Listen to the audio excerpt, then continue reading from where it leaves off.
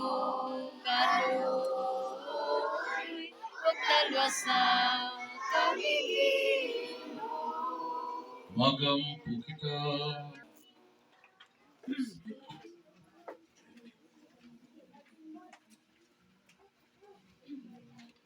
Nga barasahon, kinuha didahan siya hagasulat ni San Pablo ngadtohan mga taga-Corinto. Kay kinarawat kutikang han Ginoo ang pagturon-an nga ako na iginhatag haiyo han paglinguha han Ginoo Jesus kimuha hiya hintinapay nagpasalamat sa Dios. Ginpinit-pinit niya nga nagsiring, amo ini an akong lawas nga iginahalad para haiyo. Buhata ini niyo nga hinumduman haakon.